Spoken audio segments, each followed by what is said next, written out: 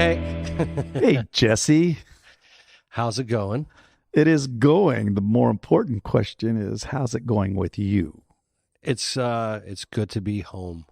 Well, we're glad to have you, especially under these circumstances where everything came out in a positive way. Isn't it crazy how it all... It is insane. It is blessed. It is definitely a miracle from God that this happened. And I firmly believe that, as well as most everybody else. That's fantastic. Yeah, so what was it, May 4th? And we had a podcast scheduled that afternoon for High Note. And we were going to kick off season 2, I believe. This is the first episode of season 2. Yes. I believe we're going to call it that. Yes. But yeah, so my daughter didn't wake up. That was just went to bed the night before. She had she had symptoms of like a stomach virus, but nothing to the point where, you would think it's a liver failure. Right. That doesn't even phase your mind. And well, how could it? I mean, it could be so many variables, but know you guys didn't think of anything that serious. No. We thought that she was dehydrated. Yeah. But she wouldn't wake up, and then we called 911. It's the first time we ever called 911, and they got to the house really quick. They checked her out. They said, yep, she needs to get in the truck. They put her in the truck, and her blood sugar was at 25. Oh. Now, I don't know what that means because I'm not diabetic. Well, my wife knows. And so they gave her a medicine that shot her way up, and then she started responding, but she was very out of it and just didn't make sense. I kept thinking she was seizing. Was she babbling or just kind of not making any sense with her words, or a lot of or disoriented? Very disoriented. I remember her like yelling out, no, like, Oh, really? Yeah. I remember there was one time she kept saying, oh my gosh. And that's all she can get out. It was really weird. That was at Ocean Springs Hospital when we got there. And that's a strange thing. It wasn't making any sense. And so they did some labs, and they thought it was something gestational or whatever. So they did an MRI of her midsection and saw her enzymes in her liver and said, yeah, her liver enzymes pretty high. Let's send her to USA. So get an ambulance, go to USA, 2-hour drive, get there. They do one lab and see that she's in complete liver failure. Oh my gosh. So I bought some burgers and fries because we hadn't eaten all day, and I was like, okay, so maybe this is gestational, maybe she's dehydrated, they're going to pump her full of fluids, it's going to be fine. I go get some food, and right when I step upstairs, like the GI doctor walks in, he goes, yeah, I don't know why they sent her here because we don't have a liver transplant team. I'm like, liver transplant? He goes, yeah, she needs liver. Oh my gosh. So what do you mean? He goes, yeah, her enzymes. That's how you found out, was just cold. And I remember dropping the bags of burgers and fries, and I just kind of looked at the guy like, almost like kind of bowed up at him. Like, what do you mean? Like, right. I can understand that reaction. And he goes, yeah, she's in complete liver failure. And I didn't realize, now I know how to read like medical labs and stuff. Like, it's really cool, like how much you learn in this process. But your liver enzyme is supposed to be in the 25s, maybe 30s. Hers was in the 5,000s. Good gosh. It was bad. And so she was yellow. And so the reason why she wasn't making sense is because her body was full of ammonia. So the liver was putting out ammonia. So imagine if and this might be totally wrong, but this is the kind of way that somebody described it. But they're like, imagine if you drink a lot and you have a bad hangover and there's nothing to fix it. And actually the liver is putting the poison inside your body. It's coming from your liver. Wow. And it's around your brain. It's around everything. So it was very eye-opening. So they say, hey, we're not going to put in another ambulance because she needs to be hooked up. Airlifted. She needs to be airlifted. So they airlifted from the USA Mobile to Ochsner's. We get to Ochsner's. They hook her up to dialysis. A day later, they hook her up to dialysis. They were going to try to see if they could save the liver, but it was shot. Wow. And then after that, a couple of days went by, and they wanted to list her. And I was like, list her for what? A new liver. And then I remember there was this thing called the PELD score. Anybody who's ever gone through a transplant understands this. I remember the day 2, we sat down with John, our coordinator, transplant coordinator, and she said, well, her PELD score is of 24. So what does that mean? She goes, and there's different brackets, which means it's like the severity of your condition. Right. And then the higher you are, the higher you go on the list. Yes. Well, adults, I believe, is MELD score. Pediatrics is PELD score. And so she scored a 24, which is, it's something to 20. It's like, let's say 1 to 10. This is totally wrong, but what I'm saying is like 1 to something, and then something to something, and then it was like something to 24. Right. And then the next number is 25 plus, which shows That's the worst of the worst. Mm-hmm. And I looked at her and said, so how many times? So my wife was really clinging on to the fact that we could save the liver. We don't have to do this transplant thing. Right. And I asked her, and it was kind of, I'm glad I asked this because I don't know where this came from. I'm not this clever, but I was like, how many times has anybody scored a 24 and not needed liver transplant? She's like, never. And that's when I was like, okay, we're going to do this. That's when you knew. And the next morning they walked in and said, hey, Mr. Hill, she needs a new liver. You need to sign here. And I'm like, can she have some of mine? He goes, we don't have that time, sir. You need to sign here. He goes, doing nothing is a lot worse than trying this. And I was like, okay. So I signed. He said, we can make this a quick process. I'm going to make a couple calls. We're going to do some research. And what it is she was status 1A, which is critical, very critical. And I didn't know this at the time. I learned a lot about this afterwards because I asked the doctors, like, how close, how far gone were we? And they said, well, status 1A, a survival rate without a transplant is a couple hours to 4 to 5 days. She received it on the 4th day, 4.5 days. She was close. And so the timing of everything, you're talking about medical doctors, surgeons, scientists, all these people watching something and they can't explain this is a word, the divinity of the timing. If that makes any sense. It does make perfect sense. It's like they couldn't make it. The timing couldn't have been any better as far as saving her. Yeah. I mean, that's kind of, I said it in a wrong way, but it's like it was 2 out, bottom of the 9th. Yeah. And even with like Ocean Springs sending us to USA, which wasn't the right call because we should have gone to Ochsner. Even that pilot was like, why didn't they call us? But I can't complain about that because look where we're at now. It's like the victory was there. Right. So somewhere along that line, if they did not send us to USA, who knows? Right. We might have gotten to Ochsner quicker, or we might have totally missed the ball. I don't know. Right. So I won't ever look back and say this was wrong because of where she's at now to where she's home 2.5 months later. 2.5. Yeah. It was May 4th. It's July 15th today. So no, July. What is that? Jesus.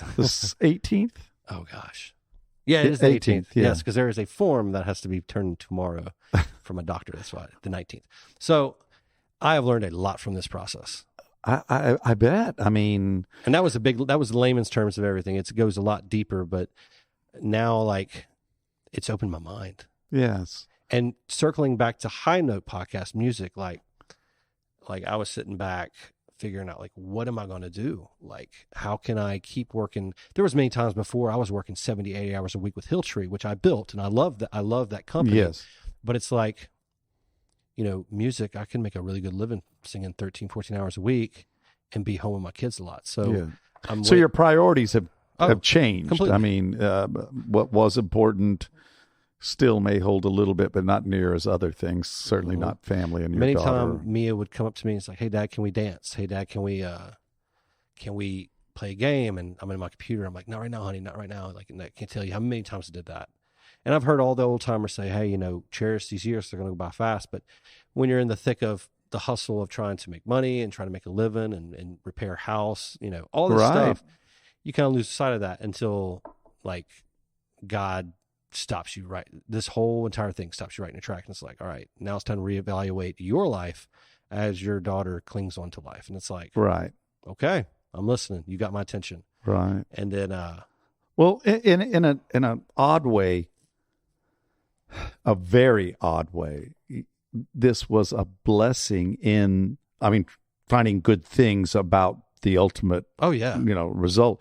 But it was a good thing as a father and a husband to realize, I can do that later. But dancing with my daughter or this, every minute, every chance. My deadlines have totally extended across the board, and that's okay. I used to break myself. Like I would say yes to a lot of things. I would break my back trying to make sure I hit these deadlines it's all about like, what's your worth? Your worth is, how some people say it's how much money you have or how many jobs you have or how many phone calls you get in a day. Like people think that's, being busy is your worth, and it's not. Right. Anybody who's in that hustle, who's kind of questioning like, hey, I should play, 9 gigs a week. Yeah. Not if you have a family.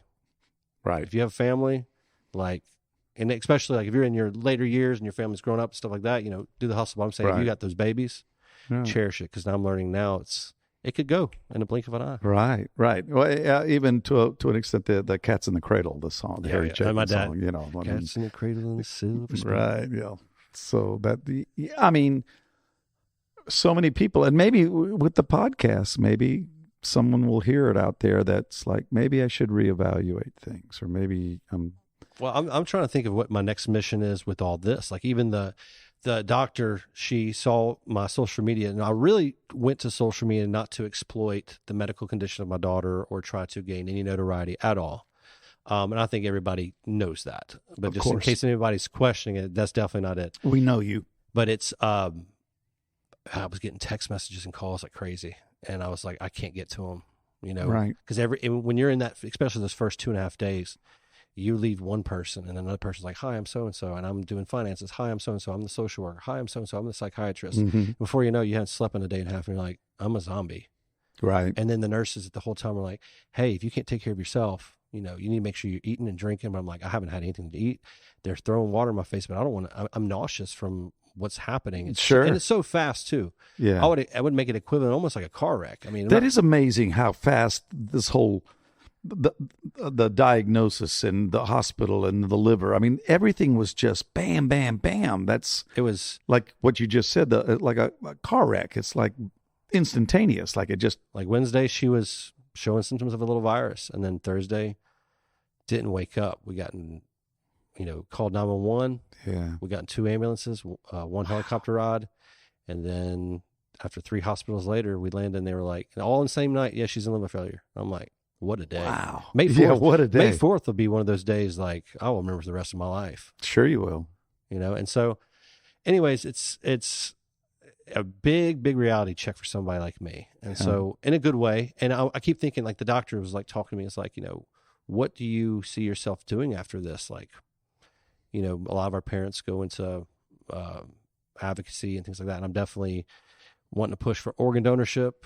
Is donorship a word? I'm just going to say it. Yeah. Organ donorship, blood donorship, because that saved her life. She used like 6-7 units of blood, which is a lot, and then received half a split liver. So it was an adult. It was from what I know, it was a teenager, a healthy teenager. So she got the small lobe because that fit her body. This person passed away, of course, and we won't know who that is. We're going to be able to write to them, the family, within a year. So like after a year passes, we can submit a letter and maybe we can meet, maybe we can't, it depends. Yeah. Part of their child is alive in your daughter. And probably not just her. If they were an organ donor, you're talking about heart, you're talking about lungs, you're talking about kidneys. You're right. Yes.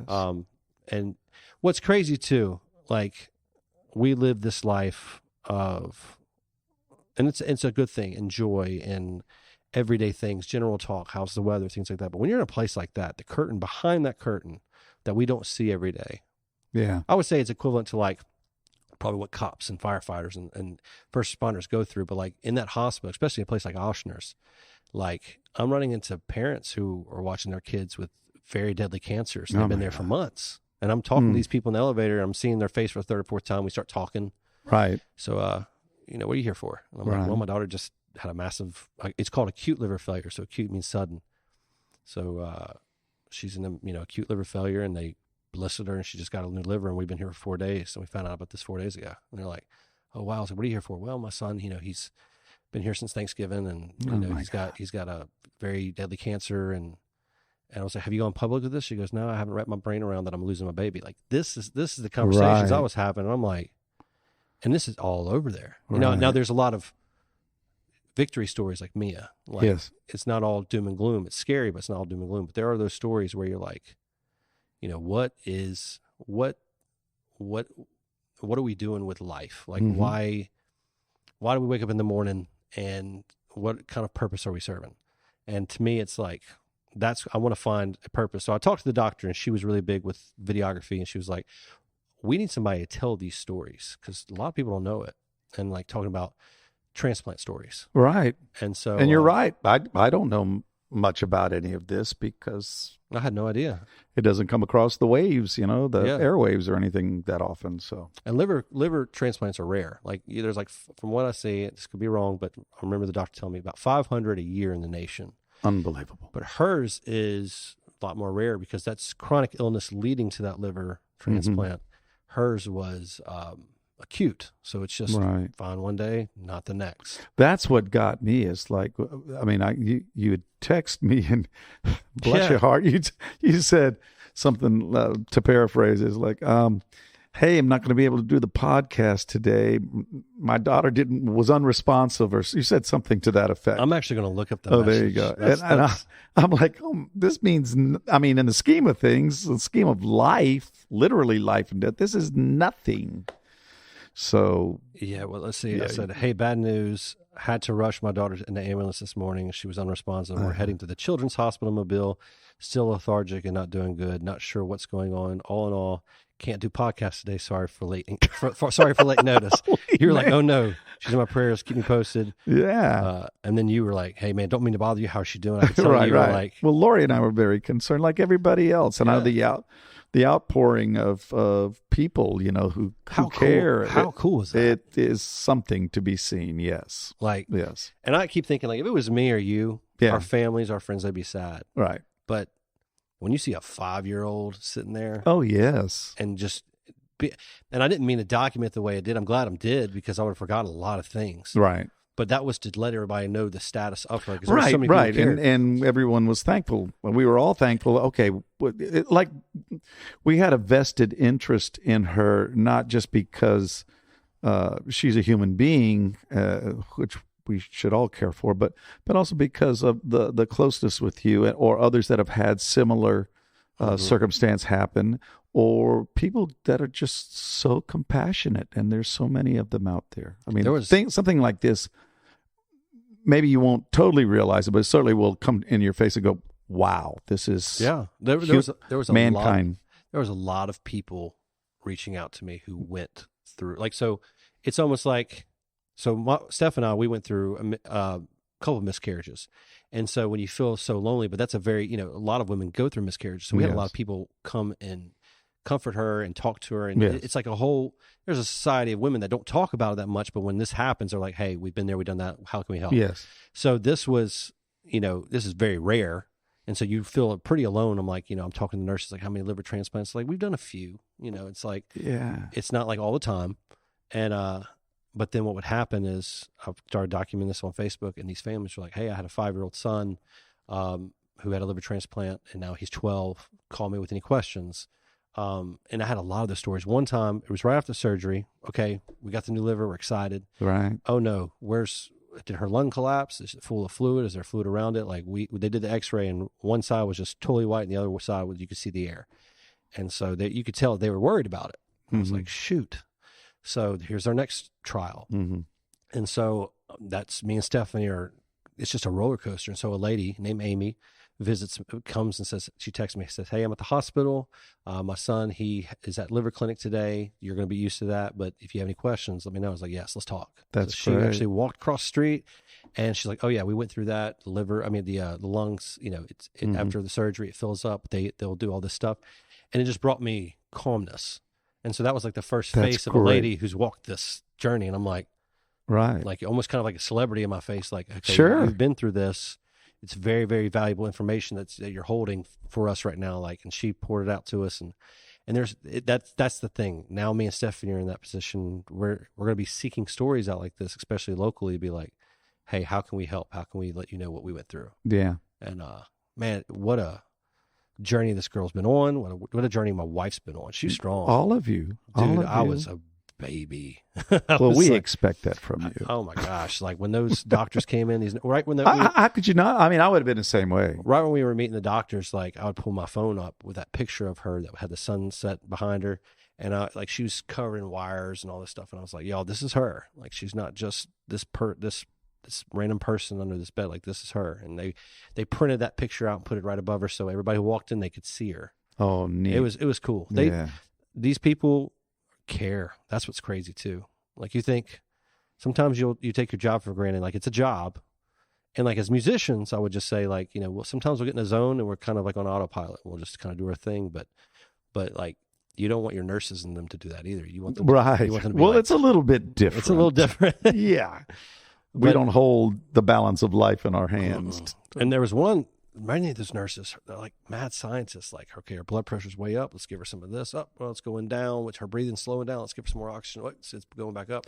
And just watching them pull these levers and put the like. Isn't that great that the technology is there? Where 60, 50, 60, 70 years ago, and probably the mortality rate was higher than it is now because of such things. Of course, I know I'm probably being redundant in saying this, but I mean, it's like, yeah, I want that guy sitting at the desk, pulling the levers, and thank God that you can have that technology right there. That's mind blowing. That's amazing to me. And they tested her because it was so sudden, they tested her for poison. Did she get into something? Did she drink a whole thing of Tylenol or a bad fruit or anything like that?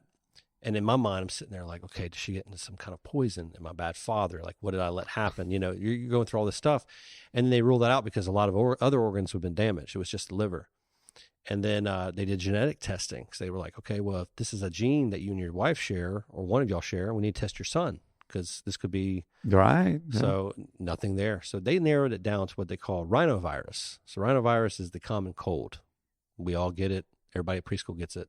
But for some reason, it attacked her liver cells, which I didn't know was different types of cells. But liver cells, it's like, I guess, maybe the tissue. I'm not sure. Have no idea. But it attacked her liver. And so they say it's very rare, extremely rare. And it just happened to her.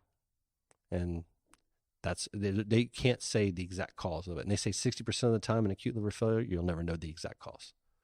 Amazing. Because I had a lot of parents at the preschool, like, what happened to her? Like, what does she have? Like, because they're worried about their kids. Sure they are. Yeah. This kid's in complete liver failure. You're 2-3 years out of COVID. So they're thinking like, okay, is there something around? And I'm like, no, from what I hear, this is very rare. And I just had the thought of you, like, and Stephanie as well, but in this instance, you of sitting, not necessarily in the dark, but everybody's gone to bed, and you're just sitting there thinking the events over and over again, and how the time, excuse me, like you said, the timing, and how everything was just like pre-planned. Yeah, and I mean, does that make any sense? Oh, I mean, yeah. It's not, I don't mean that like being a mean thing, but like, okay. God said, okay, this is for whatever reason the sickness is here. We're going to work with that. We're going to do this, and don't worry, she's going to be fine. So day 3, we're leading ourselves into the liver transplant. We've been listed. We're waiting on liver. So Stephanie disappears. She goes into a waiting room, and that's what there'll be 80 people there, and I'll just start boohooing. I don't care who's looking at me, but she's the type, she'll keep her hold it together. She'll go find a quiet place, break down, and then come back out. She's tough. Man, that is tough. So she would walk out and go into this little room that was right next to her room. And so all these people are still trying to find, okay, let's talk about this, let's talk about that. Well, finally, Stephanie was in this closet. It was a waiting room, but it was no bigger than a walk-in, a nice closet. And so she's doing all this, she's looking at all this paper, and this doctor, who's one of the main doctors, Dr. Fortgain, is like, honey, what are you doing? And I was with Dr. Fortgain, because we were looking for her, and she said, I'm just trying to figure out how to pay for this and how all this stuff. And she goes, baby, go ahead and put that down. That's not time for that. We're not going to come for your house.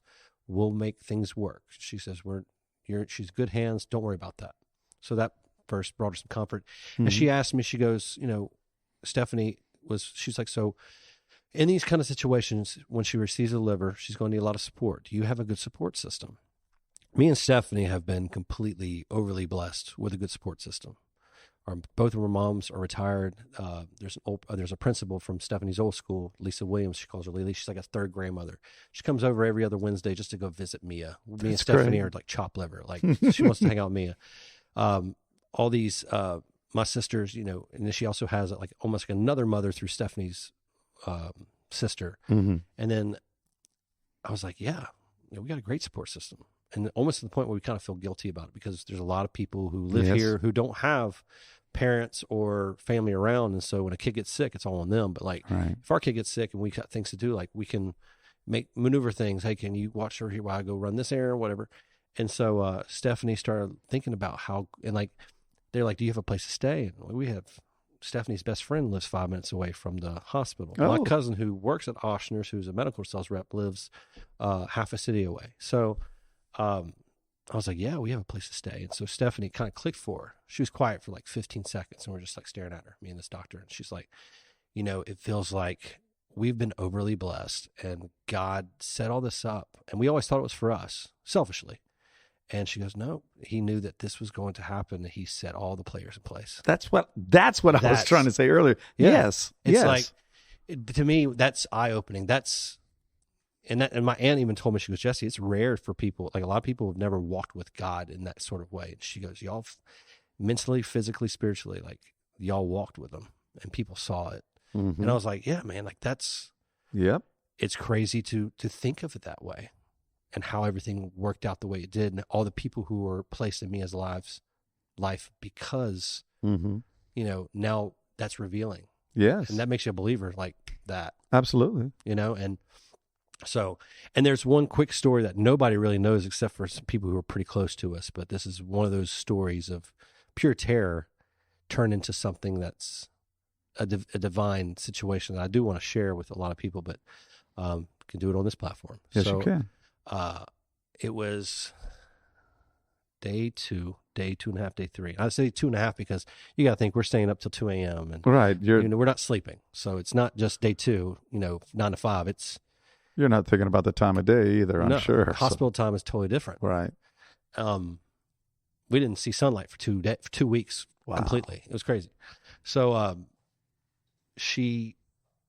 me and Stephanie, it's 2.5 days, and we're finally walking to this hotel room that's inside Ochsner's, and we're going to go to sleep. Our moms are in there. Stephanie's best friend, her husband are in there. So it's like, there's people watching. They have her stable. Let's just go get some shut-eye. We're zombies. Mm-hmm. Oh, yeah. So 10 minutes go by. We lay down. We're starting to fade. And Stephanie gets a text saying, hey, they're going to do a CT scan of her brain. You need to come back down here. And so we get up. I don't know what this means. I don't know. I'm so new to this. So I'm thinking CT scan, an MRI, X-ray of your toe. I don't know I just know it's an X-ray. Right. So then I text my family. I said, they're doing a CT scan of her brain. Something about swelling of the brain. I'm not sure. I kept thinking, they can just pull some fluid off. That's how ignorant I was. Ignorant. Yeah. I just didn't know this information. So we go downstairs. Her friend keeps together. And so we're walking in, and Mia's gone. Her bed's gone. And my mom and her mom are in there. They're very upset. And I'm like, what's going on? They say, well, they rushed in here and they brought her to a CT scan about swelling of the brain. And so I don't know what that means, but now I know it's like one of the first stages of death. So I didn't know that. So I sent my family a group message, and I've got a nurse who's a sister. I got a dentist who's a brother-in-law. Right. So they know what that means. And they're just like, their stomach drops. Everything stops, for a lot of people. And so we get there, and then we see this little blinking light start blinking. And then it says code red, 4th floor. Code red, 4th floor. Now we're on the 4th floor. And then this nurse comes in there, and she slides the door closed. And that's when it hit us. It was like game over. And I don't know what that means. Now my mother-in-law, who's a nurse, but she's such shock. She has no idea. She can't decipher code red. Now, oh no. So we're doing this for 5-6 minutes. My wife is consoling my mother-in-law, saying, hey, it's not Mia. She's on the 1st floor. They don't do x-rays up here. It can't be Mia. But in our mind, like, they're doing CPR outside. They don't want to see. And then 5-6 minutes later of just that blinking light and that code red, 4th floor, a nurse pops up and she goes, don't worry, there's no fire. And then it clicks with my mother-in-law, like, okay, code red means fire. Code blue means coded. And so we're sitting there, and we're just in absolute shock because you're going through pure terror to pure confusion. You're like, what's going on? Right. And then 10 minutes later, they roll her back in. They're like, it's all good. We sensed it. And the reason why they did that, they put a flashlight in her face and her eyes. And when they opened her eyes, they wanted to dilate. Well, hers was looking straight down and her feet were stiff. And it was like, a sign of swelling on the brain. Oh, come to find out. So it's like, okay, from the CT scan, she looked okay, but we know something's going on. And then half a day, maybe a full day later, she gets her liver. So then I talked to a neurologist a month and a half, 2 months later. and told her about this incident. I said, was she having a seizure? She goes, no, there was some swelling. We sent some swelling on the brain. I said, what does that mean? She goes, that's how close she was. Like, man, the timing of everything. Like that stage was starting. Right. And she got her liver on time. So talk about timing. That's what, I mean, that's what I keep thinking. And their surgery was 2 a.m. to 8 a.m. So they did that. I mean, what doctor wants to schedule a 2 a.m. surgery? I don't think they had a choice. No. If they would have waited half a day later for regular business hours, yes, we'd have been having a totally different conversation. Probably wouldn't be having this conversation. No, we wouldn't. I'd be in a very dark place right now. Yeah. So, wow. I know it's a lot to unload, but that's what we went through. And I think what's important is to share the story and to let people know, like, I know seems cliche, but donating blood, signing up to be an organ donor or a bone marrow donor, or, that how important it is. Yes. Because, it saved her. And I met a kid with one of those cancers in that waiting room when I did that interview with WLX. Like, this family at the end of the interview walked in and like, oh, we're sorry. And I started talking to her. He received a kidney transplant. And of course he has this deadly cancer, but this was a part of that procedure. And so, I think that's going to be my new mission, is just to push it and to bring and to tell these stories. Because you were given a new mission. There was that doctor asked, how can we tell these stories in the most impactful way to get people to open their eyes and say, hey, I need to give somehow, right? Whether it's organ or blood. So right. Wow, just fantastic story. Yes, but it doesn't really say as much what it really is. I mean, it's just it is. People do need to hear this story. It's deeper, but it's you can't. I couldn't write this. No. You know what I mean? You can't deny it. No, you can't deny it. Yeah, I saw what I saw. I witnessed what I witnessed. And, it's, you think, and coming back to general public, it's like, it was weird at first. That would have to be a strange thing. I never thought about it. So I had to film a podcast 2 days after getting back home here. And I have a mask on and I was filming it and I was miserable. I was like, but it wasn't nobody's fault. It was where my mind was. It was like, okay, we're going to talk about general things. And in my mind, like, I keep telling myself, like, does this matter? Like, why does this matter? Everything we've been through, like, why, like, everything should be about, there's so many people suffering and stuff. And you can't live that way because it'll kill you. You'll go crazy. It'll eat you up. And so that told me that this was too soon for me to get out and start trying to work. So I took another week to kind of get my bearings. Now I've got my bearings. I feel like, looking back, like the blessing, the joy of it all, the victory. That's what it was, the victory. Still a long road for her because she's on multiple medications and things like that. But, I mean, she's got life, man. Yeah, man. And it's like she's here. And just think about the testimony that she gets to meet people when she's 8, 9, teenager, adult. Like, will she be a nurse? And what's cool to see her give blood. At first, she freaked out. Now she wants to watch it. She'll watch the blood. And once they hit the vein, the blood shows up. She'll look at the nurse and go, like we did it. Wow. It's like, and me, I'm staring at it going like, oh my gosh, I can't watch the needle go into the skin because it just, I had to give blood. And that's the first thing I was like, if she can do this, I can do it. So I FaceTimed her. How was she before this? She was afraid of the needle and all this. Yeah, most children are, but she got a shot and she would freak out. She wouldn't like it. But isn't that interesting how now it's, whether it's for the repetition of it, she's been poked like a.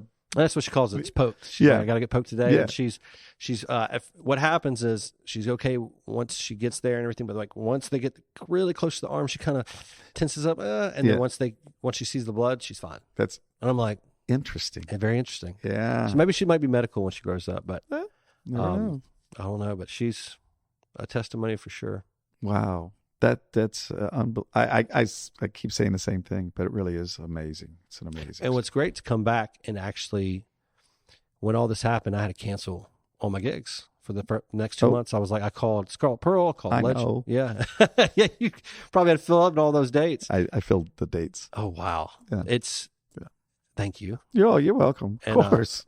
But Scarlet Pearl and the Hotel Legends said, take as much time as you need. That's great. And they said, when do you want to come back? I said, well, I'm shooting for July 1st, but I really don't know. It depends on the condition, and everything worked out to where that would work out. Well, good people. Really, They're good people. I'm forever grateful for that, because now I have income coming in. I could tell there was a lot of people who stepped up. Hey, I'm going to pay your mortgage for the month. I'm going to pay your electricity bill, all this stuff, so I can worry about rent and worry about medications. Just letting you know, there's a lot of money donated to the Mia Benefit Fund. I think it's important they know that it went to rent, food, travel, but also it paid for 3 months of expensive medication so far. That's fantastic. 3 full months. Yeah. And this stuff, you're talking about 12 different medications. Yeah. What is it? One's called Valsite. It's like for one, 30 thing, it's like $300 a month just for that one vial. Wow. So everything and we set it up that way because right at first people were throwing money at us. So we're like, I don't know how to take this. So I kept backing it off. What's your Venmo? Not yet. We're not there yet. Because nobody's looking at me while we're watching our daughter suffer. Like, hey, you got to pay this bill. So I wasn't worried about the finances. You don't care. And so my brother-in-law went to an accountant that he knew, and they set up an account that's for this. One, so it's a benefit account, so it's not taxed to death, but also you can only spend on certain things. You can't pull money out. You can't make transfers to your personal account. So it's meant for what it's meant for, like medications, travel, anything that will help the process of her getting well. And so I'm glad that they set that up and they did the whole GoFundMe. It was a huge, when I saw it, I was like, that's overwhelming. Well, and anyways, people care. And so hopefully in the future, as we get on our feet and as we go through all the processes of disability, because now she's considered disabled, we get her registered for school, and we're in a comfortable position where we're like, okay, we can go back to work. Stephanie's not going to be able to work for the next year. I want to seek these things out and help other people, even if it's just, here's a couple $100 for travel or whatever we can afford at that time, and give to something like that. And then there's organizations out there like that. Well, now you know how it is, and you know how it is, but you're going to find out how it is from both sides. You'll know, and this is a very good thing. I firmly believe in your reaction, among other things, what you're saying about helping people. It's got to. You would have helped people before. I know that because I know you, but to bring it in the foremost, in the front, just right there. There was people in New Orleans that contacted us and said, "Hey, we saw your story on Facebook. We have no idea who you are. We're not going to even want to. Really? We're not going to even ask you what your room number is. Just we're going to drop some food off. Let me know I know your name's Jesse. We're going to drop some food off. Go in there about 5 minutes. You can go pick it up." And so we went down there and we had all these sandwiches and canes and all this stuff. And I'm just like, we never were hungry. After it was kind of like once she got the liver, we were starving. Yeah. Right. We were looking at 4 or 5 days of really not eating. That third or fourth day, human psyche is something. We munched on something, but we didn't really sit down and be like, let's have a meal. So she got the liver, and we're like, okay, family's starting to come in. Family was already there. And everybody it's crazy. They tread lightly around us because they're like, we don't want to bother you, but it's not a bother. If I can't answer, I'm not going to answer. But if I can, I will. But what was crazy is when I would call somebody, like my mom or my dad or my sisters, I have to start off the conversation with, "Hey, everything's fine." Right. Sure. Because when they see that call and they see my name, she's in the condition she's in, it freaks them out. They don't want to answer. They don't want to hear it. I bet. And so when they pick it up, or I'll sometimes text them, "Hey, I'm about to call, but everything's fine. This is about food, whatever, or where's my truck?" Like my truck, I left it at Ocean Springs Hospital. And I was like, "Oh, Dad, you gotta get my truck." Oh, okay. So, anyways, and you and Lori came to the hospital. Yes, you came to the hospital and got to meet Mia. We did, and I that was an interesting thing because especially my wife, Lori's been so worried, and like we all are, but Lori has a big heart, and so her nurse, because she was there for a checkup, and said, "We'll take you the back way to Mia's room." So we didn't expect anything like that, and then I saw your mama, and we'd met years ago, but and there's Mia sitting up with a book in her hand, and we're like, "Oh my God, this is amazing! But poor little girl, she looked at us like, who are y'all? Who are they? Or I thought so-and-so was coming, but they came. Who are they? So, but she was very sweet, and Lori has a good way with children and people, so she warmed up to Lori. But yeah, but it was great to see her. And like I said, we just, wow, didn't expect that. We came home with a good story. Yeah. Yeah, she was a little, it's right now she's on like still kind of quarantine because her white blood count is low, which is kind of on purpose because of all the anti-rejection medicines. But,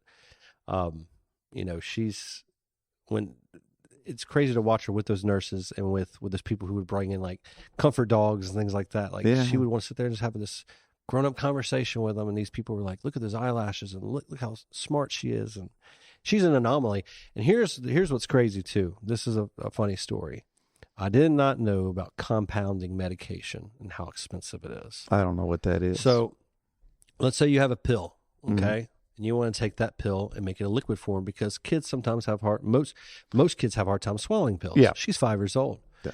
So the price of getting the same medication but in a liquid form was thousands more dollars. Oh my for God. a liquid form. They're like, she's a kid. We don't know 5-year-olds will swallow pills, but if she swallowed the pills, astronomically lowers the price. Same dosage, everything is just one's pill, one's compound. I was like, why is it so expensive? He goes, that's the way it is. I'm talking about thousands. I'm talking about $5,000. Like a supply and demand thing? $5,000 extra dollars a month. That's insane. That's a sin. That's wrong. $5,000 extra dollars a month. That's so wrong. If we had the same medication in liquid form. That's what we're talking about. And so they're like, we've never seen a 5-year-old swallow pills. It's like, watch. We're going to try this. And then my wife put some applesauce or pudding or something. She put a Tic Tac in there. We're going to practice here. We're going to do a trick. I want you to show them.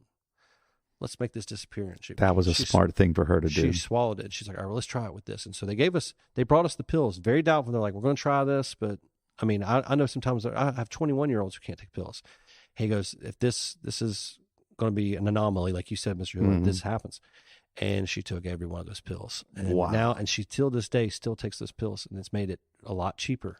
And it blows my mind. There's something else to pile onto the story. I mean, there's so many things like this. So the doctor, he said, man, I need you to send some of the photos. We were watching your Facebook page, watching the response you get. And can you send me some of the photos of her before, during, and after this procedure? This was a couple of weeks after she got a liver. I was like, sure, anything for y'all. I mean, y'all saved her. If y'all need me to shine your shoes, I don't care. Like, I'm right here. And so I sent him photos. Well, I didn't know this, but he opened up the pediatrics, like it was like this big meeting that they have. I don't know if it's once a month or whatever, but they open it up with a story and they use Mia's.